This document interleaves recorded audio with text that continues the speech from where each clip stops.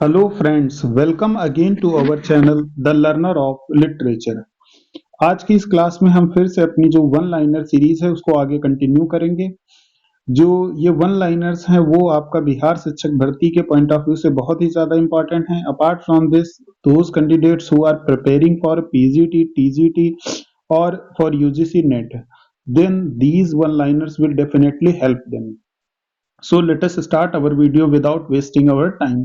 सो ये जो है सीरीज का आपका 5वां वीडियो होगा। यहाँ पर देखिए हम स्टार्ट करते हैं। इससे पहले जो है 187 तक वन लाइनर्स को हम लोगों ने कंप्लीट कर लिया था। अब यहाँ पर हमारा 188 से हम लोग स्टार्ट कर रहे हैं और इसमें जो है करीबन हम इस वीडियो में अराउंड 50 प्लस जो है वन लाइनर्स को कवर करेंगे। तो देखिए सबसे पहले आपका जो है क्या लिखा है, mister Snap is a character in Fielding's novel Jonathan Wild an ironic narrative of a notorious criminal life. मतलब जो है यहाँ पर समझिए, मिस्टर स्नैप जो है वो क्या है, is a character in Fielding's novel. Fielding का, हेनरी फील्डिंग का एक नॉवेल है जोनाथन वाइल्ड, उसमें जो है ये एक कैरेक्टर है। और ये जो कैरेक्टर है वो कैसा है, an ironic narrative of a notorious criminal's life. मतलब जो जोनाथन वाइल्ड है वो एक नोटोरियस क्रिमिनल की लाइफ पर लिखा हुआ एक आपका नॉवेल है। नेक्स्ट जो है आपका point number 189, in Joseph Andrews Henry Fielding imitated the style of Cervantes the author of Don Quixote. Don Quixote, देखिए मैं आपको यहाँ पर बता दूं, ध्यान से देखिए, ये सर्वेंटीज जो है ये एक फ्रेंच राइटर थे। सर्वेंटीज जो थे वो फ्रेंच राइटर थे और इन्होंने जो है डॉन कीहोटे जो है ये एक जो है लिखा था। और इसी की स्टाइल का जो है इमिटेशन किया है हेनरी फील्डिंग ने, किसमें, जोसेफ एंड्रयूज ने। जोसेफ एंड्रयूज जो कि आपका जो है कब पब्लिश हुआ था, तो जोसेफ एंड्रयूज की अगर मैं पब्लिकेशन की बात करूं तो ये पब्लिश हुआ था 1742 में। और ये किसके कंट्रास्ट में पब्लिश हुआ था, तो आपको अगर याद हो तो ये जो पामेला सैमुअल रिचर्डसन ने लिखा था उनकी कंट्रास्ट में ये जो है लिखा गया था। पामेला आपका पब्लिश हुआ था 1740 में, and this Joseph Andrews by Henry Fielding was published in 1742, in which Henry Fielding imitated the style of Cervantes। और सर्वेंटीज जो है वो किसके ऑथर हैं, तो वो हैं डॉन कीहोते के ऑथर हैं। आगे बढ़ते हैं 190, the French dramatist who influenced restoration comedy is Molière. मतलब फ्रेंच ड्रामेटिस्ट जिन्होंने जो है रेस्टोरेशन कॉमेडी को जो है इन्फ्लुएंस किया, मतलब जिनका प्रभाव जो है रेस्टोरेशन कॉमेडी पर पड़ा, तो वो कौन थे, तो वो मोलियर थे। Next point, Dryden's Absalom and Achitophel is written in heroic couplets। This is a very important point। Dryden की जो अब्सोलम एंड एकितोफल है वो हीरोइक कपलेट में लिखी गई है। नेक्स्ट पॉइंट आपका, in the Rape of the Lock Umbriel is a melancholy spirit. मतलब जो रेप ऑफ लॉक है इसमें जो है ये मॉक एपिक है। जो अम्ब्रियल कैरेक्टर है वो क्या है, वो एक मेलंकली स्पिरिट है।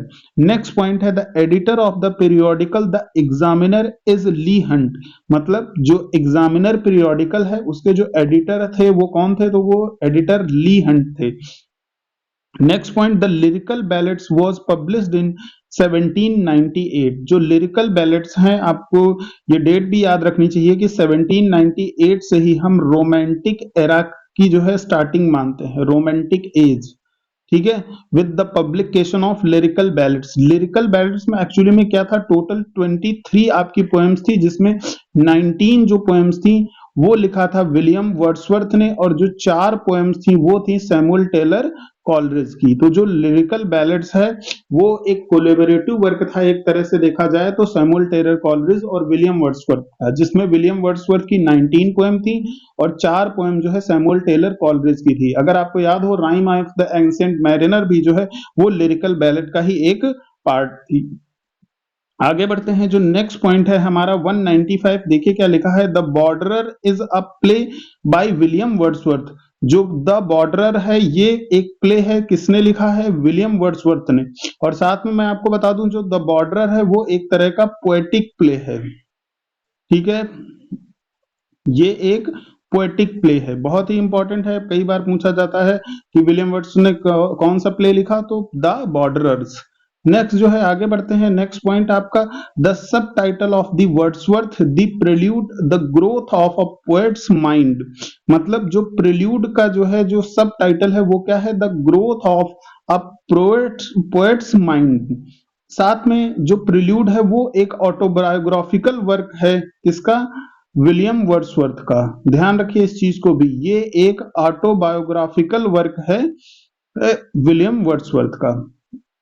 नेक्स्ट पॉइंट 197, ये एक हिस्ट्री का पॉइंट है। The fall of the prison of Bastille occurred on July 14 1798।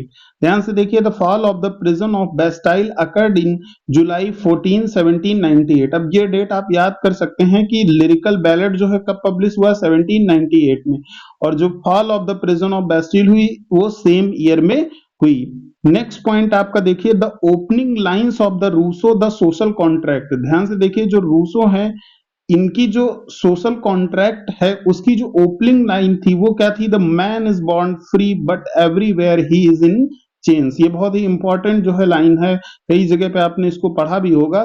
तो man is born free but everywhere he is in chains, ये जो है लाइन वो सोशल कॉन्ट्रैक्ट की है, और किसने बोला है, वो बोला है रूसो ने। आगे नेक्स्ट पॉइंट बढ़ते हैं 199 की ओर। 199 में क्या है, the lines O wind if winter comes can spring be far behind are taken from Shelley ode to west wind. मतलब जो लाइन है O wind if winter comes, मतलब अगर विंटर आती है, कैन स्प्रिंग, क्या बसंत पीछे रह सकता है, ये जो है वो Ode to the waste Wind की बहुत ही फेमस लाइन है। नेक्स्ट आगे बढ़ते हैं, Milton thou shouldst be living at this hour. मतलब मिल्टन तुम इस समय भी जिंदा होते काश जो है, और इस समय भी रह रहे होते। Is the beginning of the sonnet London 1802 by William Wordsworth.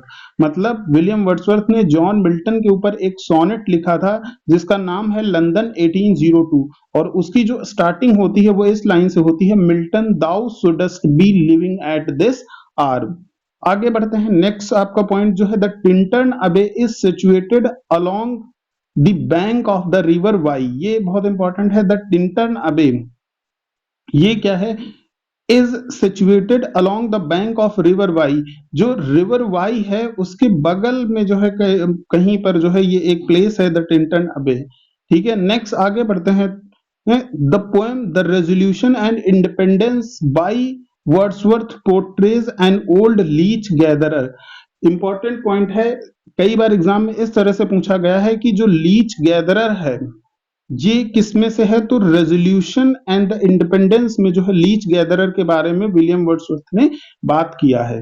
Next point आपका जो है 203, Michael a pastoral poem is a famous poem by Wordsworth from which George Eliot took the epigraph for his own novel Silas Marner. मतलब Michael a pastoral poem जो है Wordsworth की है, उससे जो है जॉर्ज इलियट ने जो है एक एपिग्राफ लिया था, किसके लिए, for her novel Silas mariner. तो आप ऐसे ये क्वेश्चन आ सकता है कि सिलेस मैरिनर का जो एपिग्राफ है जॉर्ज इलियट ने कहां से लिया, तो it has been in taken from the famous poem Michael written by William Wordsworth. Next point, the play Remorse was written by Samuel Taylor Coleridge. फिर से एक बार मैं आपको याद दिला दूं, यहाँ पे ध्यान से देखिए, जो सैमुअल टेलर कॉलरिज हैं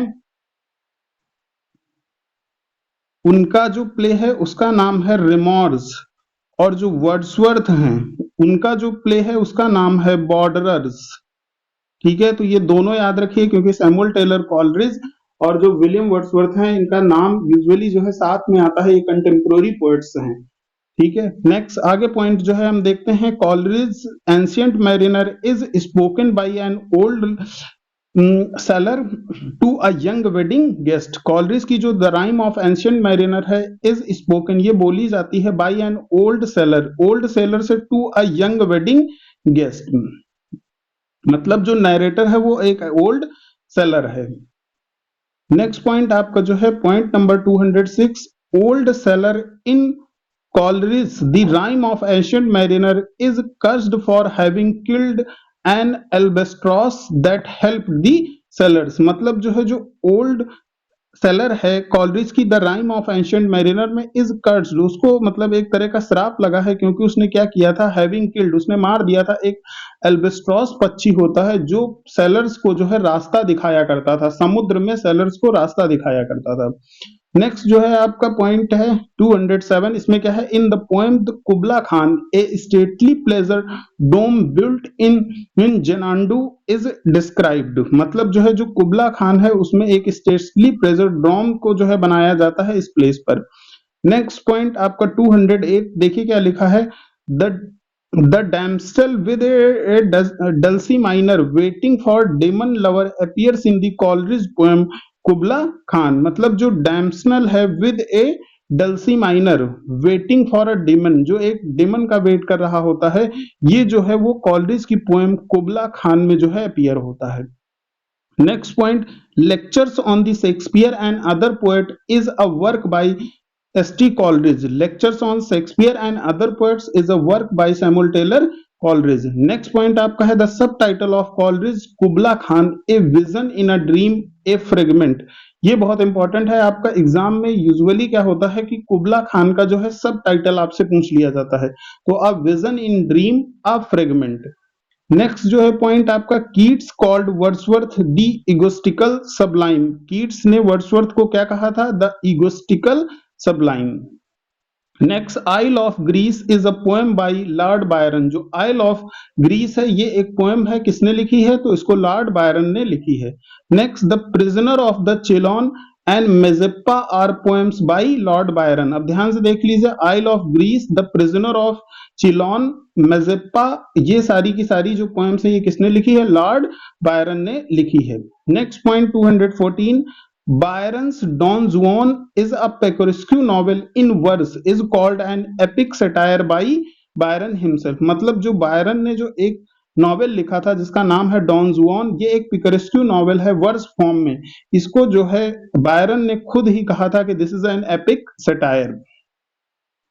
नेक्स्ट पॉइंट आपका, Manfred is a blank verse tragedy by Byron, मतलब मैनफ्रेड जो है ये एक ब्लैंक वर्स ट्रेजिडी है जो कि लॉर्ड बायरन ने लिखी थी। नेक्स्ट है, Wordsworth is called the high priest of romanticism, मतलब वर्ड्सवर्थ को हाई प्रीस्ट ऑफ रोमांटिसिज्म कहा जाता है। नेक्स्ट 217 पॉइंट नंबर देखिए क्या है, the beauty is truth, truth beauty that is all ye know on earth and all ye need to know, मतलब जो है ब्यूटी इज ट्रूथ, सुंदरता ही सच्चाई है, एंड ट्रूथ इज ब्यूटी, और सच ही सुंदर है। ये नो ऑल अर्थ, मतलब ये बात जो है पूरी अर्थ को जाननी चाहिए, पूरी पृथ्वी को जाननी चाहिए, and all this you need to know, मतलब यही सिर्फ आपको पता होना चाहिए। These are the famous lines has been taken from Keats ode on a Grecian urn, ये जो फेमस लाइन्स हैं वो ode on a Grecian urn में लिखी गई हैं, किसके द्वारा, जॉन कीट्स के द्वारा। अब आपको पता होना चाहिए कि जॉन कीट्स एक तरह के रोमांटिक पोएट थे, जो है ये 1795 में बॉर्न हुए थे और 1821 में इनकी डेथ हो गई थी। नेक्स्ट पॉइंट है, Frankenstein a work of proto science fiction was written by Mary Shelley, बहुत ही इंपॉर्टेंट है, मैरी सेली ने एक जो है नॉवेल लिखी थी जिसका नाम है आपका क्या, फ्रैंकेस्टीन। Point number 219, Coleridge's Biographia Literaria or Biographical Sketches of My Literary Life and Opinions was published in 1817. Biographia Literaria जो है 1817 में पब्लिश हुई थी सैमुअल टेलर कॉलरिज के द्वारा। नेक्स्ट है, Queen Mab, Queen Mab is an early poem by PB Shelley, Queen Mab जो है एक अर्ली पोएम्स में माना जाता है, किसकी, पीबी सेल्ली की। नेक्स्ट पॉइंट आपका जो है 221, अलास्टर द स्पिरिट ऑफ सॉलिट्यूड, ध्यान से देखिए अलास्टर और इसका जो सब टाइटल है the spirit of solitude is a kind of spiritual autobiography written by PB Shelley, ये एक तरह का ऑटोबायोग्राफिकल वर्क है जिसे किसने लिखा, पीबी सेल्ली ने। Next, the Cenci is a tragedy by PB Shelley, जो सेंसी है वो क्या है, वो एक ट्रेजिक प्ले है by PB Shelley. Next, ode to the waste wind is written in the season of the autumn, अब पूछा जाता है ode to the waste wind किस सीजन में लिखी गई, तो ये ऑटम सीजन पर लिखी गई एक पोएम है by PB Shelley. Next point आपका 214 देखिए क्या है, Shelley ask west wind to make him its lyre to scatter his words among mankind and be the trumpet of prophecy। मतलब सैली वेस्ट विंड में क्या कहते हैं कि वेस्ट विंड से कहते हैं to make him its lyre, मतलब जो है वो अपना लायर बना ले, टू स्कैटर हिज वर्ड्स, ताकि वो उसके वर्ड्स को स्कैटर कर सके एमंग द मैनकाइंड, मैनकाइंड के बीच में, and be the trumpet of prophecy, और वो जो है ट्रम्पेट ऑफ प्रोफेसी बन सके।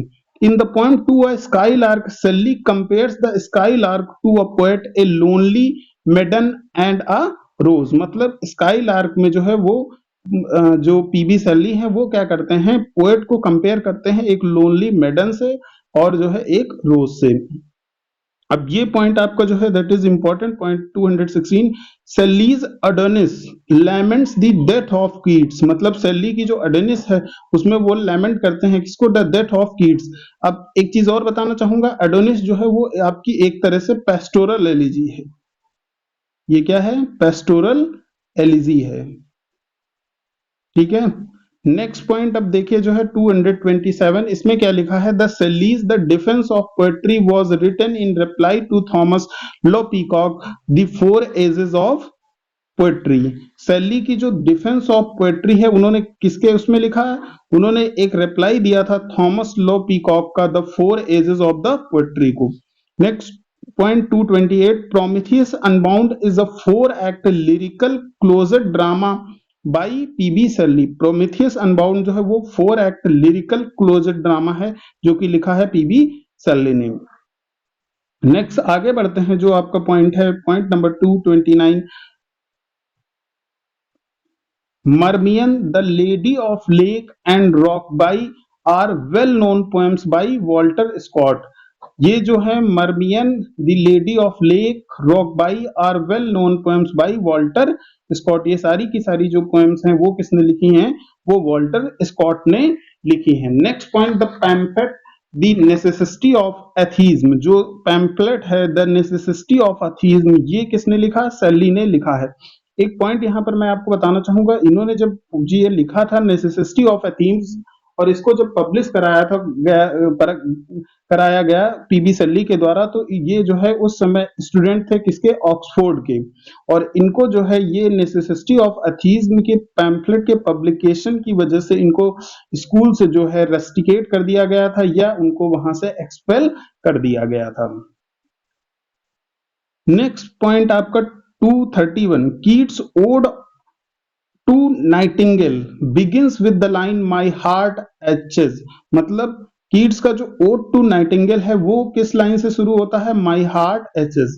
Next, Hyperion is a poem dealing with the struggle between older Greek gods and younger divinities was written by John Keats. जो Hyperion है, Hyperion a fragment, ये इनका एक जो है एपिक पोएम थी जो है जॉन कीट्स की, जो कि आपका 1818 में पब्लिश कराई गई थी, 1818 में जो है। और इसमें क्या होता है कि एक स्ट्रगल दिखाया गया है older Greek gods and younger divinities के बीच में। नेक्स्ट पॉइंट नंबर आपका 233, पॉइंट नंबर 233 में क्या है, in the Ode to Autumn Keats personifies autumn as a female goddess sitting on a granary floor. मतलब क्या है कि ओड टू ऑटम में कीट्स पर्सोनिफाई करते हैं ऑटम को, कैसे, as a female goddess which is sitting on a greenery floor, जो कि एक ग्रीनरी फ्लोर पे बैठी हुई है। Next point, Keats says that the figure on the Grecian are better than actual human being because the farmer is unaffected by time and has an eternal life। मतलब जो Keats हैं वो ये बताते हैं कि जो ग्रेशियन अर्न है, मतलब जो एक बर्तन है उस पे जो फिगर्स बने हुए हैं वो ह्यूमन बीइंग से बहुत अच्छे हैं, क्योंकि जो है ये टाइम के साथ साथ जो है उन पर टाइम का कोई भी प्रभाव नहीं पड़ेगा, और इनकी जो लाइफ है वो बहुत ज्यादा है, एक इटरनल लाइफ है। जबकि जो है ह्यूमन बीइंग्स पे क्या होता है, जैसे जैसे उम्र बीतती है उनके ऊपर जो है प्रभाव पड़ता है, और एज के साथ साथ वो जो है क्या होता है, एक तरह से डिस्ट्रक्शन की ओर बढ़ने लगते हैं।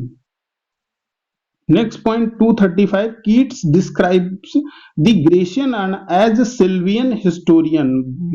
जो क्रीट्स हैं वो ग्रेशियन अर्न को एक सिल्वियन हिस्टोरियन की तरह डिस्क्राइब करते हैं। On first looking into Chapman's Homer is a sonnet by John Keats. जो ये है on first looking into Chapman's Homer, वो क्या है, वो एक सोनेट है जिसको लिखा है जॉन कीट्स ने।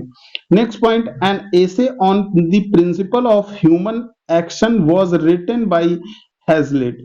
N essay on the principle of human action, ये किसने लिखा है, विलियम हैजलिट ने लिखा है। Next 238, The Confession of an English Opium Eater published in London Magazine in 1821 by Thomas De Quincey. जो थॉमस डी क्विंसी थे उन्होंने लिखा था the confessions of an English opium eater. Next point number आपका जो है 239। अब देखिए 239 पॉइंट में क्या है कि Coleridge makes a distinction between imagination and fancy in the chapter 13 of Biographia Literaria. मतलब उन्होंने इमेजिनेशन और फैंसी के बीच में डिफरेंस किया है चैप्टर नंबर 13 में बायोग्राफिया लिटरेरिया में। आज के इस वीडियो का हमारा आखिरी point, Ivanhoe and Kenilworth are historical novels by sir Walter Scott. जो इवॉन हू है एंड कैनिलवर्थ है, ये हिस्टोरिकल नॉवेल है, मतलब ऐतिहासिक उपन्यास है, और जिसको लिखा है किसने, सर वॉल्टर स्कॉट ने। तो आज जो है हमने लगभग जो है 50 प्लस जो है वन लाइनर्स को डिस्कस कर लिया है, जो कि आपका बीपीएससी, टीजीटी, पीजीटी, मान लीजिए कि आप यूपी टीजीटी की तैयारी कर रहे हैं या यूपी पीजीटी की तैयारी कर रहे हैं, तो इनमें भी जो है ये क्वेश्चंस एग्जाम में आपका पूछे जा सकते हैं। आपको पता है एलटी ग्रेड में आपका जॉन कीट्स और पीबी सैली जो है एज अ सिलेबस में वो सिलेबस का पार्ट है, तो जो भी ये क्वेश्चंस हैं वो यूजुअली जो है कीट्स और जो है पीबी सैली पर थे काफी। तो आज के वीडियो को अब हम और ज्यादा लंबा ना करते हुए इस वीडियो को यहीं पर एंड करेंगे। So keep watching and keep learning. Thank you.